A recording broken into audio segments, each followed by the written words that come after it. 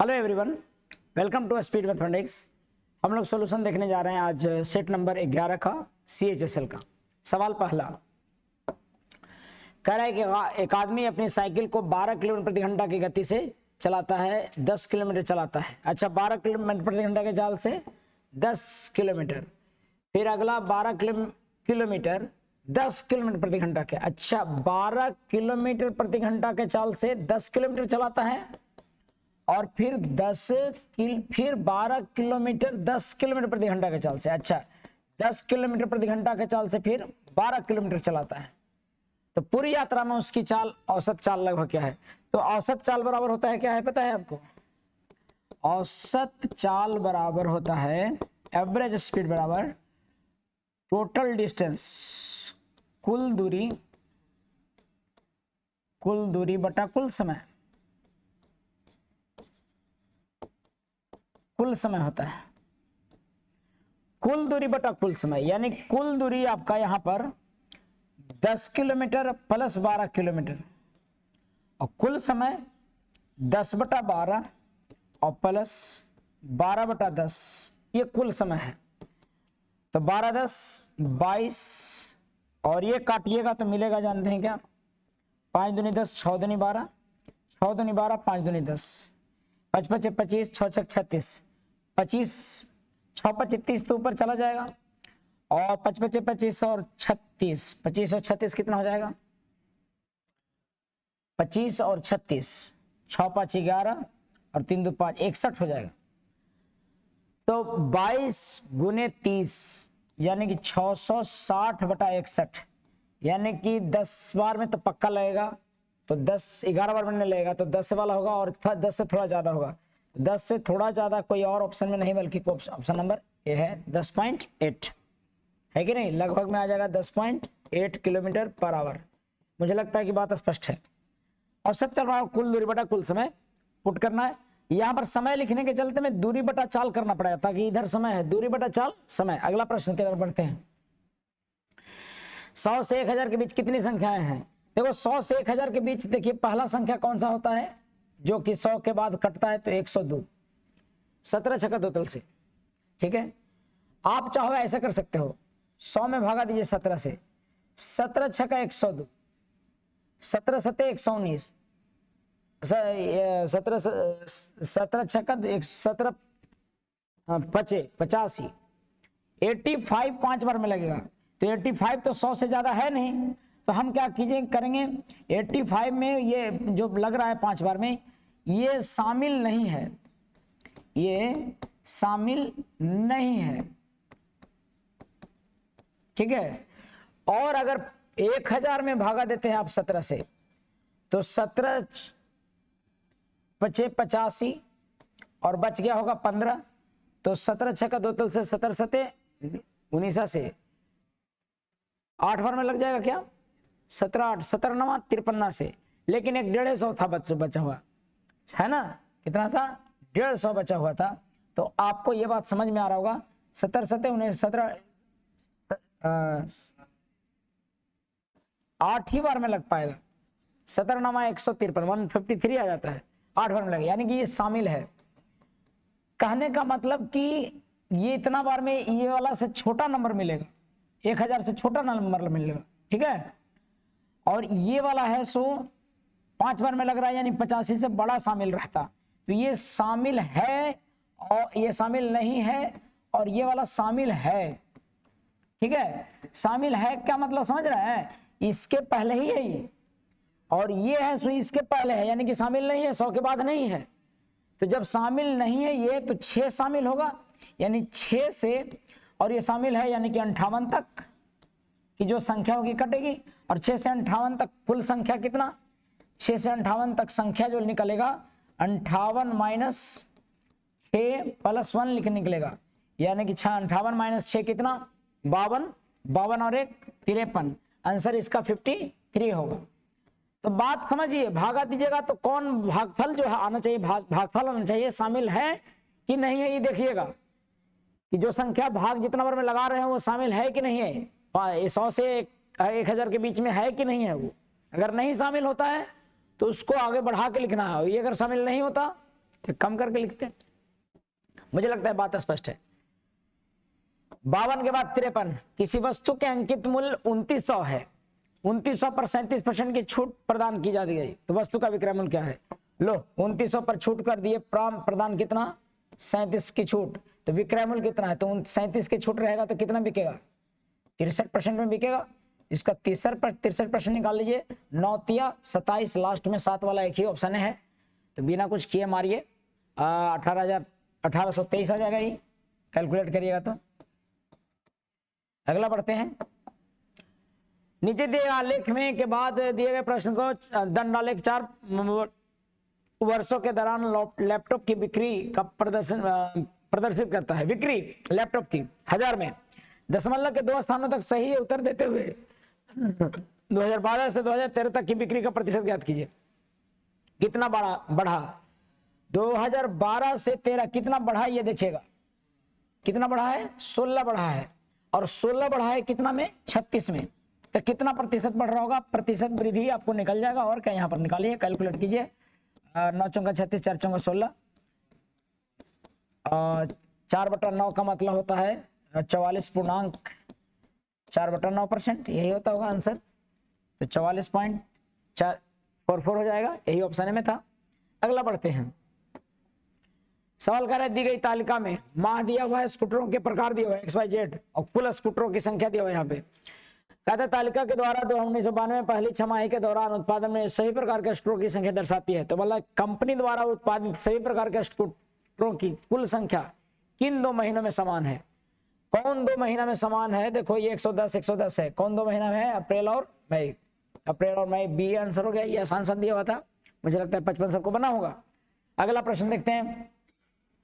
कहता ये है, ये आप देखिएगा तो इसको आप सोचिए कि अगर 9 का स्क्वायर कॉमन ले लें तो क्या 9 पावर 1 हो जाएगा, और अंदर में 9 के पावर 1 प्लस 9 के पावर 2 प्लस 9 के पावर 3 प्लस 9 के पावर 4 प्लस 9 के पावर 5, और इतना पावर ऐसा दिया हुआ है, और नीचे में था 9 के पावर 1 प्लस 9 के पावर 2 प्लस 9 के पावर 3 प्लस 9 के पावर 4 9 के पावर 5, है ना? तो ये कट जाएगा, और ये 9 के पावर स्क्वायर का पावर 1/2 बचेगा, यानी कि 9 आ जाएगा। आंसर आपका ये होगा डी, है कि नहीं? कॉमन लीजिएगा तो अपने ये सब कट जाएगा, नीचे वाला ये पूरा तरह से नीचे वाला कट जाएगा इससे। अगले प्रश्न की तरफ बढ़ते हैं। एक मोबाइल फोन का अंकित मूल्य 35,600 था। दुकान ने मालिक के अंकित मूल्य पर 10% व्यापारिक छूट दिया का प्रस्ताव किया, परंतु ग्राहक को के अनुरोध पर उसने नगद छूट देकर इतना में मोबाइल फोन बेच दिया, तो व्यापारिक की छूट के बाद दी गई नगद छूट प्रतिशत बताइए। मतलब कि 10% छूट दिया, पहले 35,600 रुपये के समान था, तो 10% छूट देके बेच दिया, तो 90% में बेचा, तो 9 छक 54, 9 पचे 45 और 5 50 और 9 तिये 27, 5 32, इतना में बेच दिया होगा। 90% इसका छूट दिया, यानी कि 90% बेचा, यानी कि 32,400 32,040 होगा, क्या कि 1 0 से 1 0 कट जाएगा, है ना? 32,40 रुपये आ गया। अब कहता है कि इस पर कितना और छूट दिया गया होगा, कितना और छूट दिया गया होगा कि ये 3,000 में बिक गया, तो हमको दिख रहा है कि 240 छूट दिया गया होगा। अब 240 है, सो कितना % है, यही पूछ रहा है। 3240 का एक और जो नई नगद छूट है वो कितना है, तो इसको प्रतिशत से गुना कीजिए, जो भी आता है फ्रैक्शन में, तो आपको कट जाएगा। ये यहां पर से काटिएगा तो आपको 2000 अगर 3 छक 18 लग रहा है, 6 के करीब कोई है, बी है आंसर, 6 के करीब कोई आंसर आ रहा है। देखिए ये काटिएगा, 3 छक 18 लग रहा है, 6 के करीब पक्का लग रहा है, तो 6.37 ही आंसर होने की संभावना है, और यही आंसर होगा। बढ़ता हूं अगला सवाल। 57 के बाद 58 देखिएगा। sin 2 थीटा, tan थीटा और cot थीटा का मान क्या है? sin 2 थीटा और tan theta plus cot theta का वैल्यू निकालना है, तो एक्सप्रेशन दिया हुआ है थीटा बराबर 45 ले लीजिए। 45 लिख जाएगा, ये साइन 90 यानी कि 1 हो जाएगा वैल्यू। tan 45 का वैल्यू भी 1 होता है और cot 45 का भी वैल्यू 1 होता है। आपको दिख रहा होगा कि अगर 45 ले लेते हैं तो ये 1 और ये भी 1 और ये बाहर में भी 1 तो 2 हो जाएगा इसका आंसर। आंसर कौन सा? बोल। क्लियर है मामला? तो आज जब ऐसे दे जाए एक्सप्रेशन दे दे और ऑप्शन में नंबर में वैल्यू दे रहे हैं तो डायरेक्ट आप एंगल लीजिए, आप कोई दिक्कत नहीं है। सवाल अगला देखते हैं। एक उस गोले का आयतन ज्ञात कीजिए जिसका व्यास 16.8 है, अब पाई बराबर 22/7 है, व्यास दिया हुआ है, रेडियस आपका कितना होगा 8.4 और गोले का आयतन स्फीयर का वॉल्यूम कितना होगा? स्फीयर का वॉल्यूम क्या होगा? 4/3 पाई r क्यूब यानी 4/3 गुने 22/7 गुने आर क्यूब 8.4 गुने 8.4 गुने 8.4। सबसे पहले बात तो बरसते 84 1.2 बार में कट जा रहा है इसे, अब 3 से कट जाएगा ये, नहीं वही काट देते हैं हम, 3 चौक का 0.4 बार में काट देंगे। अब यहां पर सबके लास्ट में 2 दिया हुआ है, यानी कि अब हमको कैलकुलेशन करना होगा। ठीक है, ये कैसे कैलकुलेशन होगा? डिजिट सम आपको आता है क्या? डिजिट सम आता है तब भी डिजिट सम से नहीं छट पाएगा क्योंकि ये वाला एक ही ऑप्शन है, गुना करिए, अब कोई उपाय आपका नहीं है। तो 4 चौका 16, 4 चौका 16, 16 चौका 64 और 16 8 28 128 कैलकुलेशन करके आप देखिएगा। 8 6 14 के हाथ में 1 और 8 6 14 यानी 13 इतना, फिर 84 से करेंगे तो इसको 84 से गुना करेंगे तो क्या आएगा? 4 चौका 16 हाथ में 1, 4 चौका 16 17, 13 चौका 52 और 1 53 और 8 चौका 32 हाथ में 3 और यानी कि इसका मैं कर लेता हूं थोड़ा। 8 चौका 32 और 3 35 और 8 3 24 और 3 27 और 8 2 10 कैलकुलेशन कर रहा हूं। 6 9 8 इतना आ गया, इसको गुना करेंगे किससे? 22 से, तो 6 दूनी 12, 6 पहले 2 से गुना कीजिए, 6 दूनी 12 9 दूनी 19 8 दूनी 16 17 हाथ में 1 2 1 3 11 दूनी 22। देखो 3 दशमलव तो बैठने बैठना है, कहे कि 1 दशमलव 2 3 दशमलव, लेकिन हम गुना कर लेते हैं। 6 दूनी 12 9 19 हाथ में 8 दूनी 16 17 हाथ में 1 2 दूनी 4 और 1 5 और 11 दूनी 22। इसको जोड़िएगा 2 और 9 तो 2 9 2 11 9 7 16 1 17 712 लास्ट वाला होगा आंसर।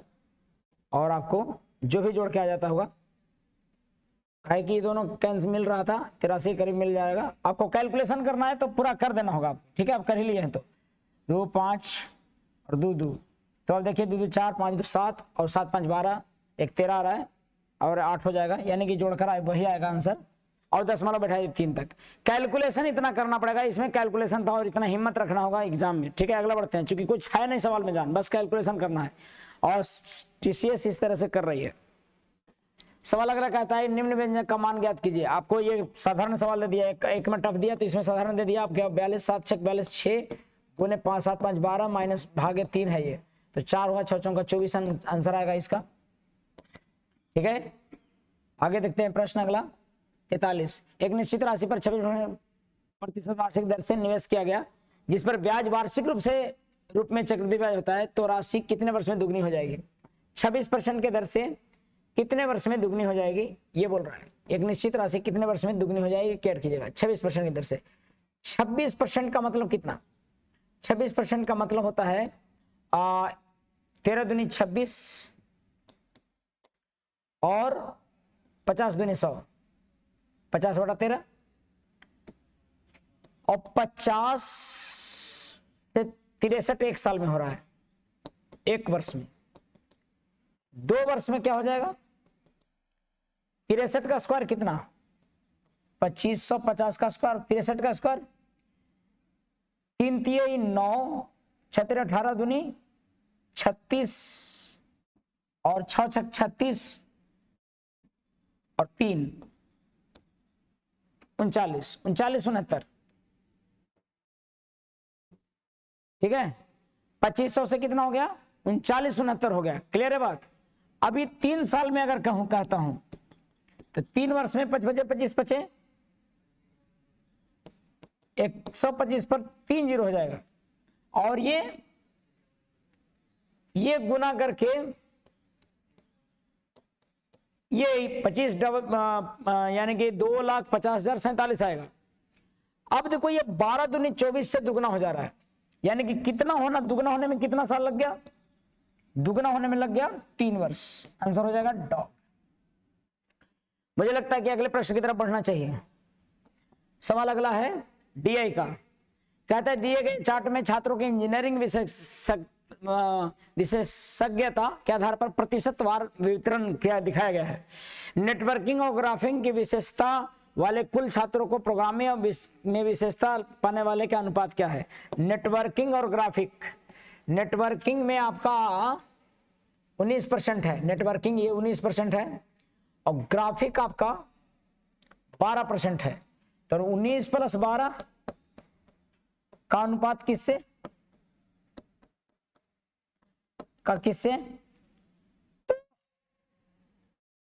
तो विशेषता वाले कुल छात्रों का प्रोग्रामिंग के छात्र, तो प्रोग्रामिंग 17 है, 17 के साथ क्या अनुपात है? तो 9, 2, 11, 31 अनुपात 17 है। आंसर आ जाएगा कौन सा? ए। तो दिया या तीनों चारों दिया, एकदम आसान दिया है, मुझे नहीं लगता है कि ज्यादा दिक्कत होगा। अगला प्रश्न की तरफ बढ़ता हूं। सवाल दे रहा है कि x के पावर 1/x बराबर इतना है तो 4 कितना होगा? तो जानते हो कि स्क्वायर प्लस वाला कितना हो जाता है, इससे पता है 11 का स्क्वायर + 2 हो जाएगा, है कि नहीं? 121 और 2 तो 123 हो जाएगा। अब फिर इसका पावर 4 निकालना है। देखो ये माइनस रहता है तो ये प्लस होता है, यहाँ पे अगर +4 निकालना है इसका तो 123 का स्क्वायर और -2 कर देना होगा। तो 3, 3, 9 में से 2 गया 7, ऑप्शन वाला में एक ही है, ये है 7 वाला। 15,127 इसका आंसर आ जाएगा कैलकुलेशन करने से। लेकिन कैलकुलेशन करने से कोई फायदा नहीं, क्योंकि लास्ट में एक ही ऑप्शन में है और 9 में से 2 जाता तो 7 बचेगा। आप लोग समझ रहे होंगे। अगले प्रश्न की तरफ बढ़ता हूं। 64 नंबर क्वेश्चन कहता है कि ए से बी बिंदु तक गया है किससे? 66 किलोमीटर प्रति घंटा के चाल से, और आया है वहां से वापस, गया आपको ऐसे और आया है वापस किस चाल से? आया है 92.4 किलोमीटर प्रति घंटा के चाल से। तो औसत चाल, एवरेज स्पीड क्या हो जाएगा? एवरेज हो जाएगा 66 गुने 92.4 बटा 66 2 इंटू XY बटा X + Y। आप कैलकुलेशन कीजिएगा X + Y, यानी कि 6, 2, 8, 9, 6, 15, 158.4। जो भी कैलकुलेशन करके आता है आपका आंसर हो जाएगा।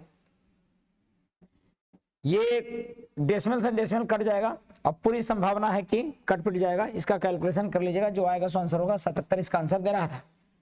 बढ़ता हूं आगे। 11 के मल्टीपल में ऐसे होगा, 11 के मल्टीपल में एक ही ऑप्शन था, क्योंकि 11 से कट नहीं रहा है तो 11 यहाँ पर 11 है ना, 11 के मल्टीपल में एक ही ऑप्शन में है, इसलिए आंसर डी मारिए। लेकिन आप कैलकुलेशन करके संतुष्टि कर लीजिएगा। अगला प्रश्न की तरफ बढ़ता हूं। 2 मित्रों की आयु का अनुपात 7:9 है। 2 मित्रों की आयु का अनुपात 7:9 है। कहता है 10 वर्ष बाद यह अनुपात 19:23 हो जाएगा। 10 वर्ष बाद 19:23 हो जाएगा। तो आपसे 7 वर्ष बाद इनकी औसत आयु कितनी होगी? सबसे पहली बात कि 10 वर्ष बाद है, यहाँ पर आपको 12 दिख रहा है, तो यहाँ पर 12 नहीं दिख रहा है, तो पहले बैलेंस कर दीजिएगा। क्योंकि 10 वर्ष बाद का है तो यानी कि अंतर होना चाहिए था बराबर, कम से कम 10 का अंतर होना चाहिए, लेकिन बराबर अंतर कम से कम होना चाहिए। 10 वर्ष का अंतर है, लेकिन आपको यहां पर 10 वर्ष दोनों में बराबर बराबर होना चाहिए। नहीं है तो बराबर अंतर करने के लिए क्या करना है आपको? अंतर से गुना करना है। यहां पर अंतर कितना है? 2, तो इसमें गुना करना है 2 से। यहां पर अंतर है कितना? 4, तो यहां पर गुना करना है 4 से। तो कैसे गुना करके करेंगे? यहां पर लिखेंगे 7 चौक 28, 9 चौका 36, 19 दूनी 38 और 23 दूनी 46। आप देख रहे हैं कि 10-10 वर्ष का अंतर आ गया, बैलेंस हो गया। यानी कि 10 वर्ष, यहां पर भी 10 आ रहा है, 10 आ रहा है, यानी कि 10 बराबर कितना? 10 वर्ष। मुझे क्या निकालना है? 10 बराबर 10 वर्ष, तो 38 बराबर 38, अरे 10 जो है सो 10 है, 38 बराबर 38 और 46 बराबर 40 वर्ष। समझ में आ रहा बात? या x मान के बना सकते थे आप, आपको मानते 9x और सॉरी 7x और प्लस 9x और प्लस इसमें कर देते 10 और 10 जोड़ते तो आ जाता हमारा 19/23, तो x बराबर निकल जाता 1, या फिर जो भी निकलता, ठीक है, 19 बराबर x बराबर 2 निकल जाता, या जो भी आपको 38 बराबर x बराबर यहां पर 4 निकलता सोल्व करके। यहां पर मैं क्या कह रहा हूं कि यहां पर जो भी आया सो रियल आ गया, यानी 28 बराबर 28 आ गया। कह रहा है 7 वर्ष बाद उनकी औसत आयु, 10 वर्ष बाद वाला कितना था 38 वर्ष, और 10 वर्ष बाद वाला 46, बी का कितना है 46 वर्ष। लेकिन मुझे कह रहा है ना कि 7 वर्ष बाद का चाहिए, तो यानी 3 वर्ष घटा देते हैं। अरे 10 वर्ष बाद वाला में से 3 वर्ष घटा देंगे तो 7 वर्ष वाला नहीं आ जाएगा क्या? 3 घटाइए तो ये कितना होगा 35, और ये कितना 35 और यहां पर 39 9 7 16 39। क्या बोल रहा है 7 वर्ष बाद उनकी औसत आयु कितनी है? तो इनकी औसत आयु इतना पल बटा 2 कर दीजिए, 9 5 14, तो लास्ट में अपना 9 5 14 3 3 6 1 7 74 बटा 2, तो कितना हो जाता है? औसत दे नहीं रहा है। अब से 7 वर्ष बाद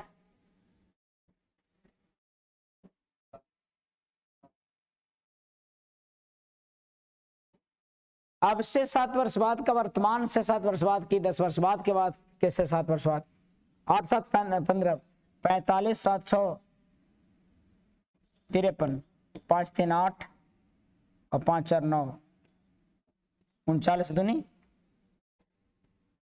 49 दूना 98। नहीं, ये गलत बात है, ये अभी आता है कितना 37, वर्तमान से 7 वर्ष बाद 37 आएगा आंसर, ठीक है। लेकिन ये कुछ गड़बड़ मिसिंग क्या है, यहाँ पर लगता है कि बी का पूछ रहा होगा इसलिए 39 दे दिया है, ये आना चाहिए 37। बढ़ता हूं आगे अगले प्रश्न की तरफ। सवाल है यदि विक्रयमूल्य को दोगुना कर दिया जाए तो लाभ तिगुना हो जाता है, पैकेज का हुबहू सवाल है। विक्रयमूल्य को दुगुना किया जाए तो लाभ तिगुना हो जाता है, तो लाभ प्रतिशत ज्ञात कीजिए। एसपी को दुगुना किया जाए, यानी कि पहले से मान लीजिए कि एसपी 100 रुपया है और प्रॉफिट हो रहा है 100 रुपया, प्रॉफिट हो रहा है 100 रुपया, विक्रयमूल्य आपका 100 है, लाभ हो रहा है कितना 100 रुपया। कहता है कि यदि विक्रयमूल्य को दुगना कर दें, यानी कि इसको दुगना कर दीजिए आप 200 कर दें, ठीक है, तो लाभ तिगुना हो जाता है, यानी कि ये 3x हो जाता है। याद हो कि अगर आपको विक्रयमूल्य और लाभ दिया हुआ है तो क्रयमूल्य आप आराम से निकल सकते हैं। तो क्रयमूल्य कैसे निकालेंगे?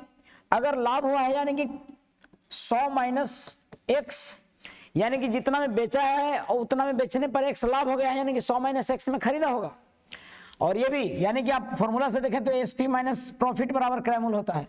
लेकिन समझ के क्या कीजिए, अब 200 में बेच के 3x लाभ कमाया है, यानी कि 200 माइनस 3x खरीदा होगा, और ये दोनों वस्तु का क्रयमूल्य है, इसका मतलब दोनों बराबर होना चाहिए।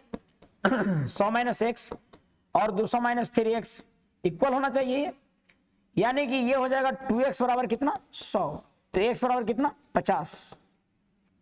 समझ में आ रहा है? यानी कि अब यहां पर x बराबर 50 आ गया, तो यानी कि एसपी आपका हुआ है कितना, नहीं, अगर प्रॉफिट एक्सपी 100 रुपया है और प्रॉफिट आपका आया जानते हैं कितना 50 रुपया, और क्रयमूल्य कितना आ गया आपका, क्रयमूल्य भी 50 रुपया आ गया, कहा कि 50 में से 50 घटाएंगे 50 आएगा। और अगर 50 रुपया क्रयमूल्य और 50 रुपया प्रॉफिट हुआ है तो प्रॉफिट परसेंट बराबर कितना होगा 50 बटा 50 गुने 100, यानी कि कितना परसेंट हो जाएगा 100%। 100% आ जाएगा।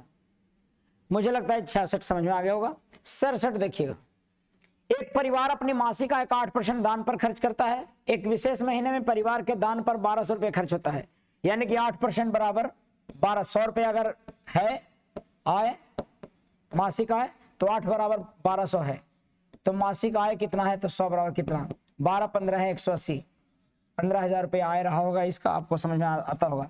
जितना खर्च करता है वो 8% है, वो 8% बराबर 1200, यानी कि आय का 8% बराबर कितना, आय का 8% बराबर है कितना 1200। तो भाई बताओ कि आय बराबर कितना, तो आय बराबर हो जाएगा 1200 बटा 8% यानी गुने 100। बात एक ही है, सब किसी तरह से कीजिए, मुझे लगता है कि समझ में आता होगा। सवाल अगले प्रश्न की तरफ बढ़ते हैं। सवाल है आपका 68 नंबर क्वेश्चन। एक जलयान नदी में धारा की दिशा में, धारा की दिशा मतलब x + y, जहां पर x को नाव का चाल मानते हैं और शांत जल में नाव का चाल मानते हैं और y धारा का चाल है। धारा की दिशा में 4 घंटा में 32 किलोमीटर यानी 32/4 यानी कि 8 किलोमीटर प्रति घंटा, नहीं जी 32 किलोमीटर 4 घंटा में चल जा रहा है धारा की दिशा में यानी कि 8 किलोमीटर प्रति घंटा। धारा के विपरीत दिशा में 5 घंटे में 10 किलोमीटर यानी विपरीत दिशा x - y 10 किलोमीटर 5 घंटा में यानी कि 2 किलोमीटर प्रति घंटा के चाल से। तो जलयान और नदी की चाल, नाव और नदी की चाल निकालना है। तो x बराबर कितना, दोनों को जोड़ के दूसरे भाग 8 + 2/2 5 किलोमीटर प्रति घंटा। और अगर मान लीजिए कि y निकालना है तो दोनों को घटा के दूसरे भाग कर दीजिए तो y निकल जाएगा। ऐसे जोड़ते तो 2x बराबर होता ना 10, तो वही दूसरे भागा दे रहे हैं, और घटाते तो 2y बराबर होता 8 - 2 यानी 4/2 यानी कि कितना, 8 में से 2 गया 6/2 यानी कि 3 किलोमीटर प्रति घंटा। तो यही जो है 5 किलोमीटर और 3 किलोमीटर आंसर हो जाएगा। ठीक है, मुझे लगता है बात समझ में आया।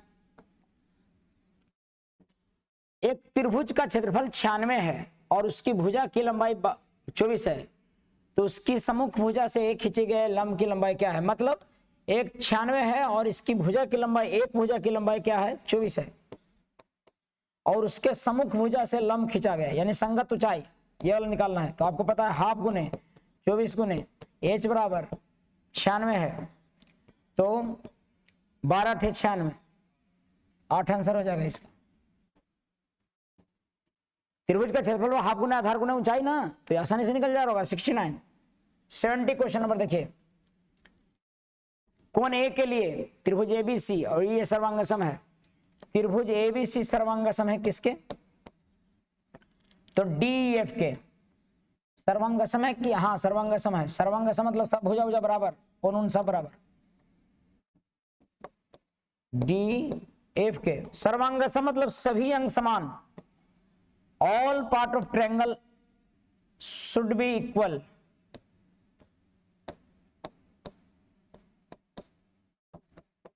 सभी बराबर संगत कोण, जैसे कि ए बी किसके बराबर हो जाएगा, डी के। बीसी किसके बराबर होगा, ईएफ के। और एसी डीएफ के। ठीक है, अब सब बराबर हो गया, लेकिन कह रहा है कि सी 75 का है, सी 75 का है। ठीक, तो क्या पूछ रहा है, दिया है कि एसी 2.5 है। देखो क्या क्या दिया हुआ है, एसी दिया 2.5, तो डी भी 2.5 सेंटीमीटर हो जाएगा। बीसी दिया है 5, तो ये भी 5 सेंटीमीटर होगा। सी 75 दिया है, सी आपका 75 दिया है, तो जाहिर सी बात है कि ये भी 75 होगा कौन। अब कह रहा है कि यदि डीएफ बराबर 5 है, डीएफ बराबर 5 पॉसिबल नहीं है, तो किसका पूछ रहा है, किस कोण डी के लिए।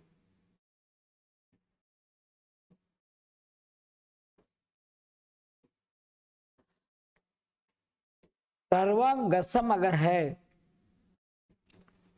और डी अगर यहां पर देता है 5,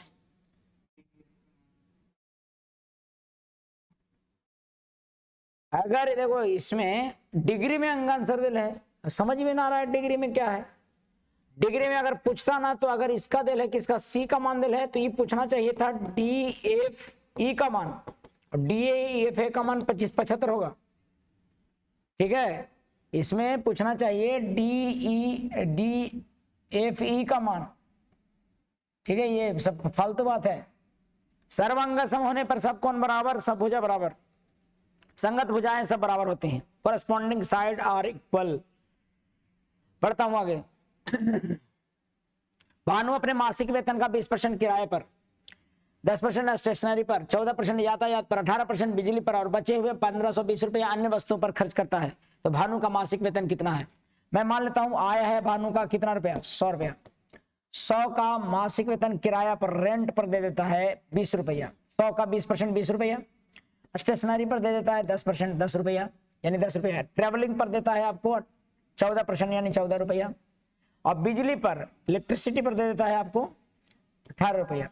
यानी कि टोटल यहां पर खर्च जो देखिएगा तो कितना हो गया, 8 4 12, 30 20 50 और 12 62, खर्च 62 हो गया।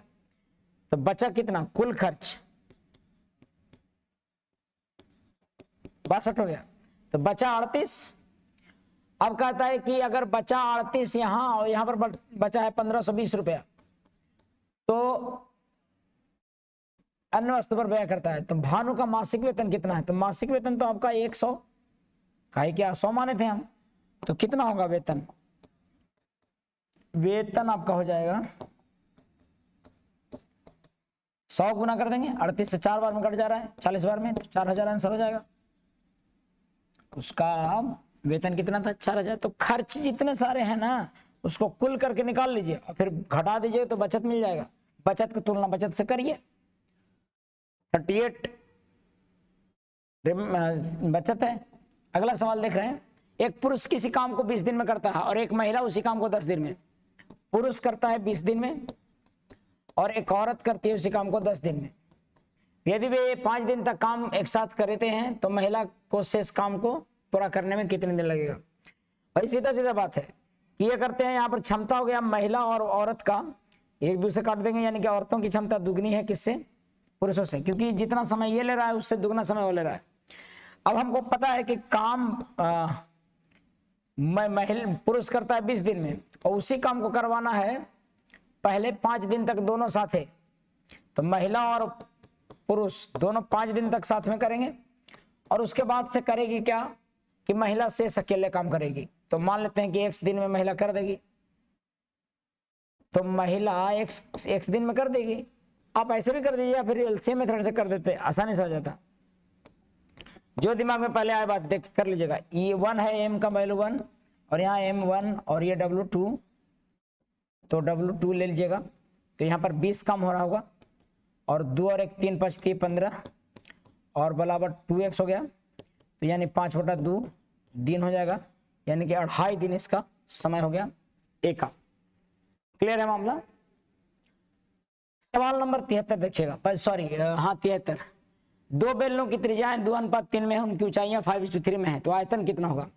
बेलन का रेडियस दिया हुआ है 2:3 में और हाइट दिया हुआ है उसका 5:3 में। जैसा कि आपको पता है वॉल्यूम प्रोपोर्शनल होता है r² इंटू एच के, तो r² यानी कि दुदुनी 4, r² यानी 2 का स्क्वायर इंटू h 5 अनुपात r² यानी 3 तिहाई 9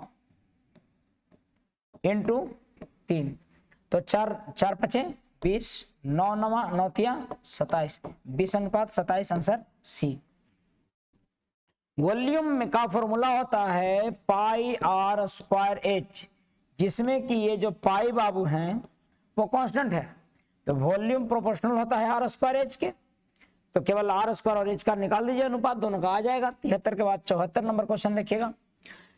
8x² 9x + 8 बराबर दे रखा है x आपका 0, तो मैं क्या कर रहा हूं कि 8x² + 8 को इधर रखिए और 9x को उधर भेज दीजिए और x से भागा दीजिएगा, तो x + 1/x बराबर -9/8 कर दीजिए और निकालना है x³ + 1/x³।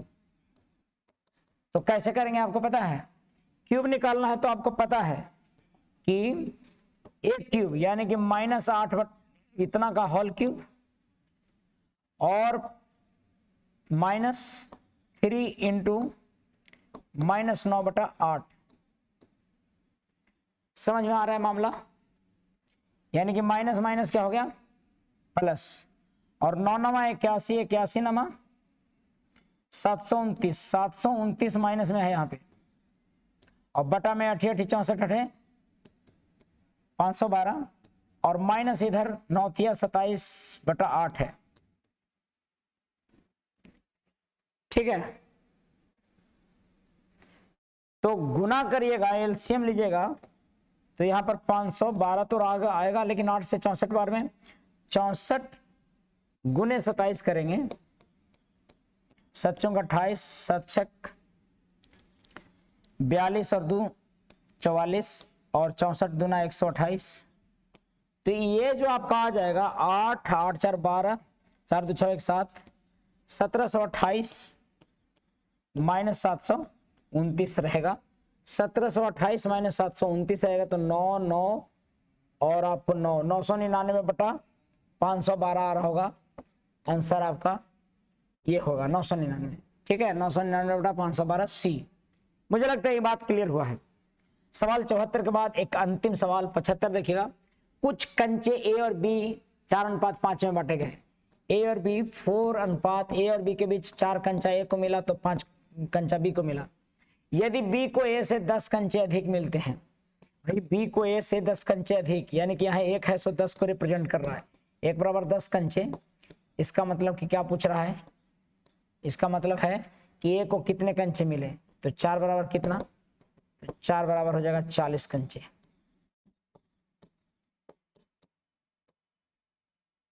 ठीक है, मुझे लगता है कि 75 आंसर आपको समझ में आया होगा। बढ़ते हैं, लगातार मेहनत करते रहें सभी लोग, जो लोग भी देख रहे हैं। आज तारीख है 30 और मैं शायद कल वीडियो डालूं ना डालूं, तो आज ही 30 दिसंबर को नए साल की हार्दिक शुभकामनाएं, अग्रिम शुभकामनाएं मैं सभी को देता हूं। मस्त रहें और थोड़ा जीवन में सफलता प्राप्त करें, हमेशा लक्ष्य को ध्येय में रखें। धन्यवाद, जय हिंद।